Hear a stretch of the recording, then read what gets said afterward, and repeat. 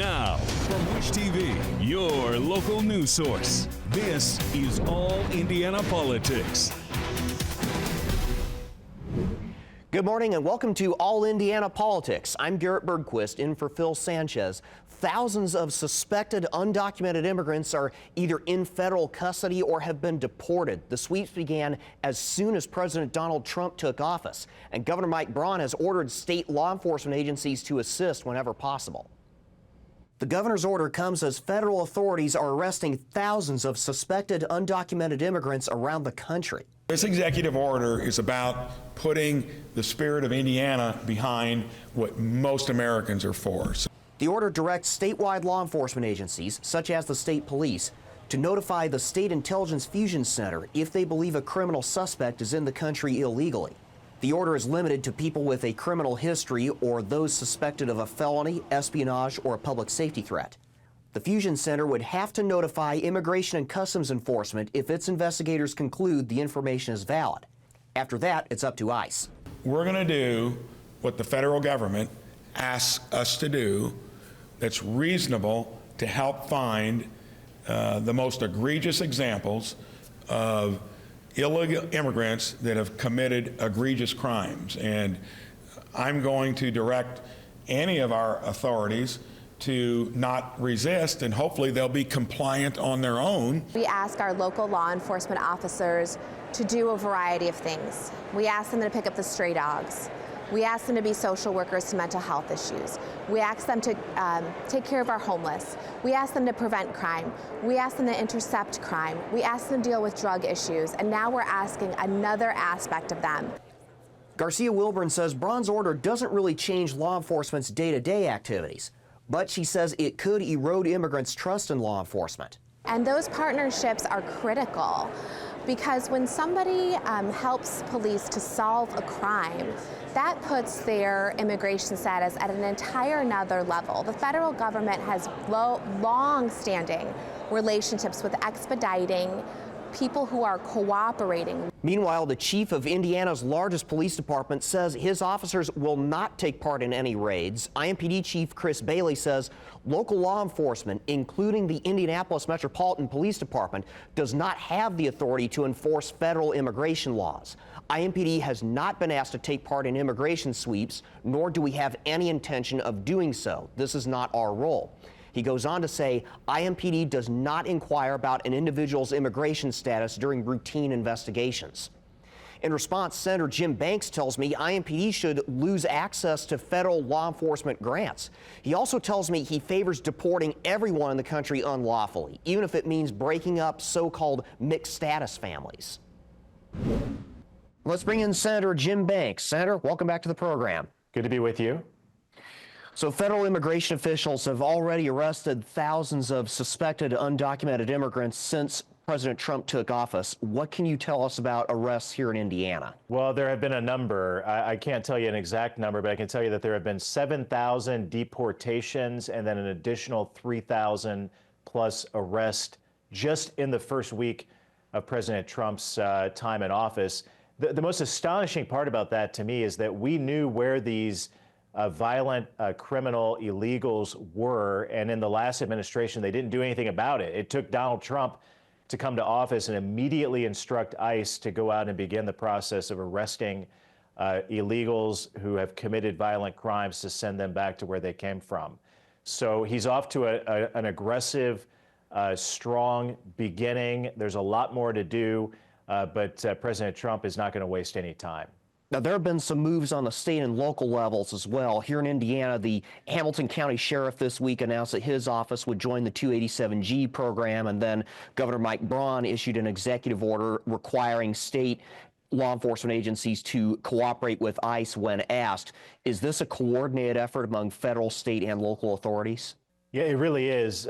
My hat's off to Governor Braun, who's off to a great start as our next governor, from signing the executive order doing away with DEI in the state government, and then this week also signing an executive order to instruct the state's law enforcement agencies to back up the federal government to go after violent criminals who are in the country illegally. So unfortunately, the police chief in Indianapolis, for example, has said that he won't abide by the federal law and work with the federal government to do this.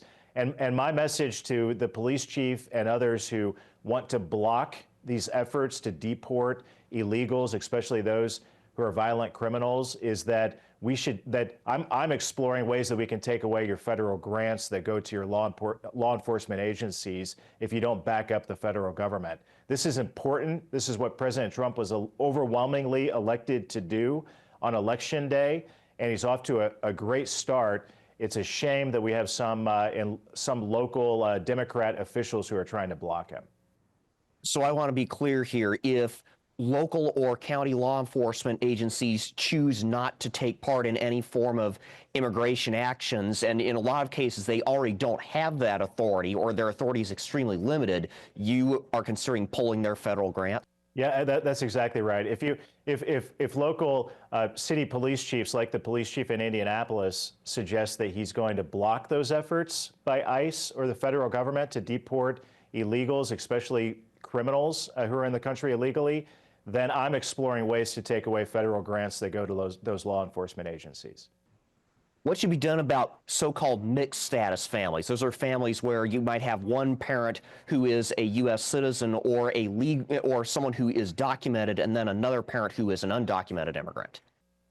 Again, my message is clear. If you came to this country illegally, you should go back to where you came from and then try to enter this country through the legal process. But President Trump is focused on right now on deporting criminals and those who have committed violent crimes. That's what ICE is focused on at the moment.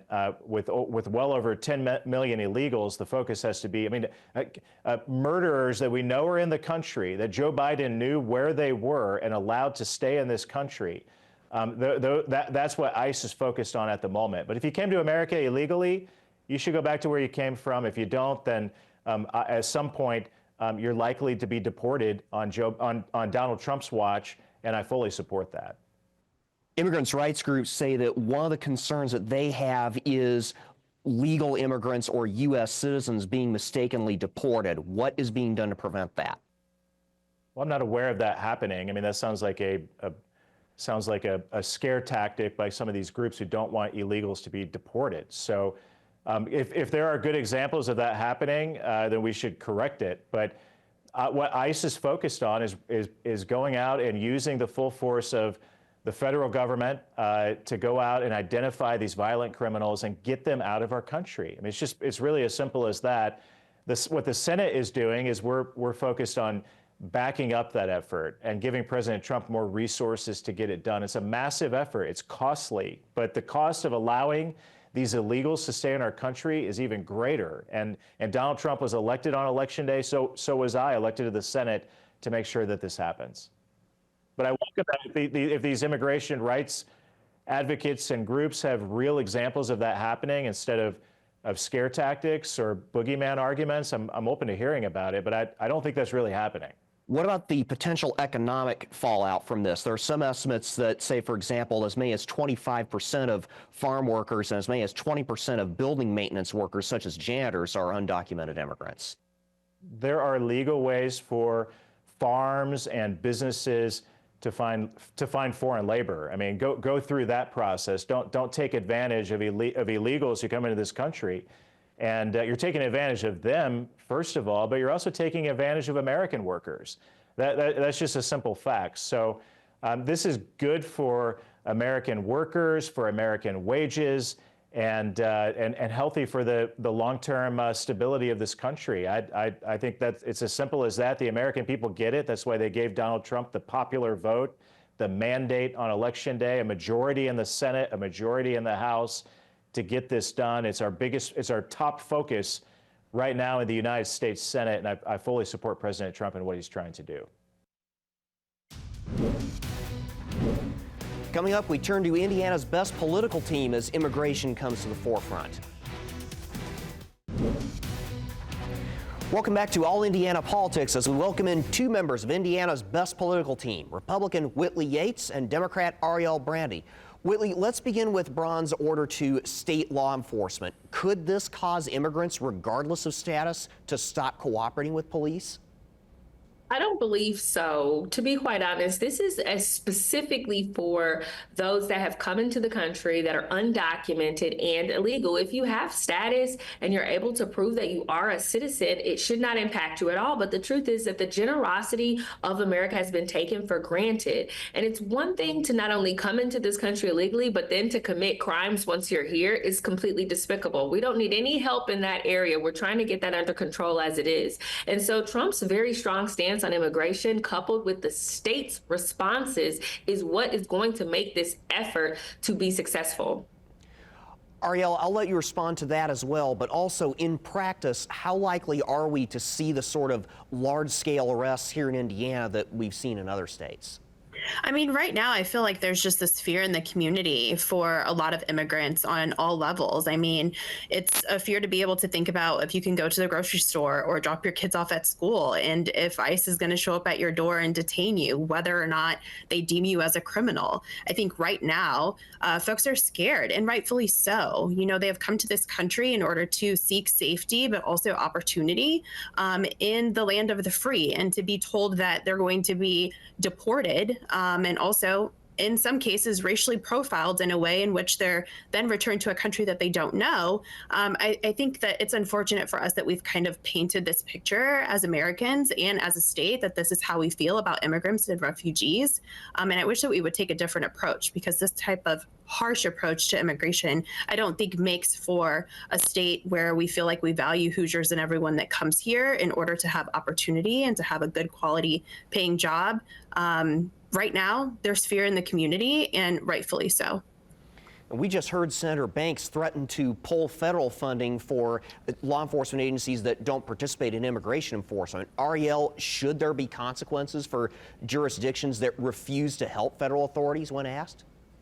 I don't think so. I think right now that our local law enforcement and sheriff's office are doing what they can with the capacity that they have. So many of them have shown up and said already, look, we already follow some of these rules and mandates already. So to enforce that on us and to say that we have to do it, a lot of them have said we just don't have the time. We don't have the resources or the capacity to actually do those things, nor do we have that problem in our community. So to enforce that and to say that you'll take away funding and kind of put folks' jobs at jeopardy, I mean, it's unfair that we've come to this point in process when there are actual crimes happening in communities in which these officers need to be able to be at the forefront of being able to solve. Whitley, I'll let you respond to some of those points as well, but also, doesn't Banks' threat put people who live in those communities at risk? Absolutely not. If you want to receive federal funding but don't want to follow federal guidelines, then why would you receive the federal funding? And let's go back to some of the points that Arielle made. The truth is that they're not running into Whole Foods and trying to check and see if you have legal status. They're going after people who have committed crimes. Now, if in the process other people who are undocumented get caught up in that, well, that was the chance that they took when they made the decision to come into this country illegally. And so the fear should not be for anyone that has the foundational documents necessary to stay. The fear would be anyone who bypassed the system that we already have in place to still come to this country, knowing that they don't have the proper documentation, not only to come, but to stay. So if you are a refugee and haven't gone through that process and circumvented that process, well, you should be afraid, because you have now broken a federal law. And so I don't think that we should have coddle for any criminals who've broken federal law. We have enough lawbreakers right here that are American citizens already, and we don't need any help. What we should be doing is protecting Hoosiers and protecting Americans by making sure that the sovereignty of this nation is safe by protecting and closing our borders. Arielle and Whitley, stick around. When we come back, we'll turn to Governor Mike Braun's State of the State speech and the protests that accompanied it.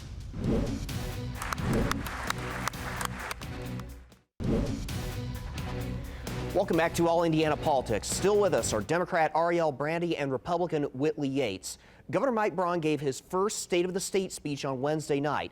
Almost the entire Indiana Black Legislative Caucus chose not to attend. Instead, they went to a unity rally that was held on the 4th floor while the speech was going on. This was in response to his order ending the state's DEI efforts and the decision not to provide additional grant funding to Martin University. Arielle, Republican leaders called the IBLC's move divisive. Do they have a point?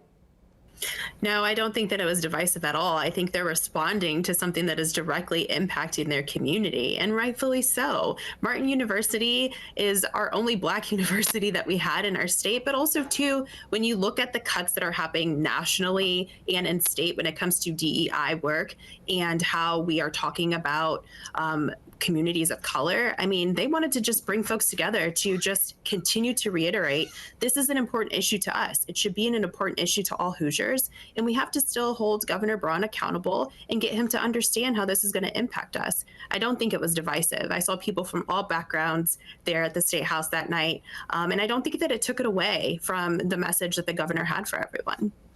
Whitley, the state's own studies show that minority-owned businesses get state contracts at a rate far below that of white-owned businesses.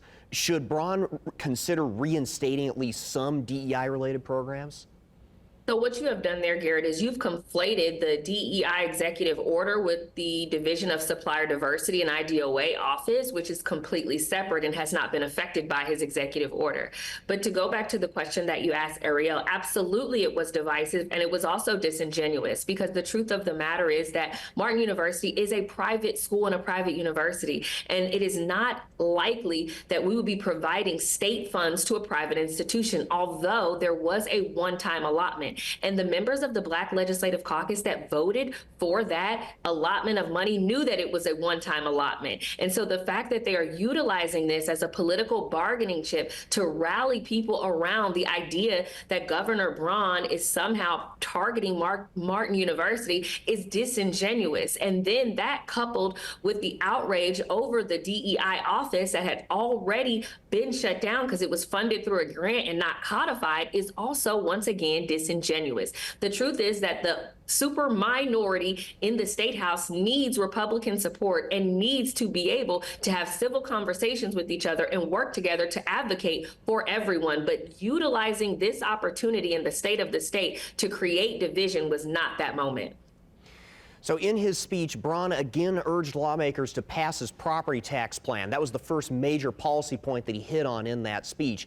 Senate President Pro Tem Rod Bray told me after the speech that he expected hearings to begin in about 2 weeks, and actually at last check, some hearings were already scheduled for that bill for this coming week. Whitley, Democrats on Wednesday night called the plan a farce. That was the exact term they used. They say the plan will force local governments to raise local income taxes and other sources of revenue. Should local governments be concerned about the cuts and caps that Braun has proposed? I think that we should be concerned about the rising property taxes and how that money has gone away from Hoosiers and what we are going to do specifically for the most vulnerable populations that are paying, like my parents and my grandparents and those that are on a fixed income and retired. And his plan not only addresses the caps, but also addresses the senior citizens. And so the problem that I have is that if you want to give criticism without constructive feedback on what the policy should do, then you are then part of the problem. The question you have to ask is, what is it that local governments want to see, as opposed to just lambasting the policies that have been presented? Arielle, I've got about a minute left. Republicans say they can save millions in new efficiencies in state government, and they say local government should do the same in order to offset a lot of those cuts. How feasible is this? I mean, I think that it puts a lot of pressure on our local governments who are already constrained as is, and looking at how they can navigate resources and things like that. I mean, right now, to be stuck on property taxes when there are so many other important issues in our state that are happening, I mean, I just feel like I wish I could have gotten more out of the state out-of-state address to be able to address some of the other issues that I feel are important to Hoosiers right now, and to place that type of burden on local governments. I mean, I don't know how folks are going to react to that. And I could see there being some pushback, because we don't want to have to see other funding taken away from law enforcement, our fire departments, our schools. All right, we will have to leave it there. Thank you both. We will be right back. Thank you for joining us for All Indiana Politics. We'll be back here next Sunday morning at 9:30. And be sure to check out the All Indiana Politics podcast online at wishtv.com. Have a great rest of your weekend.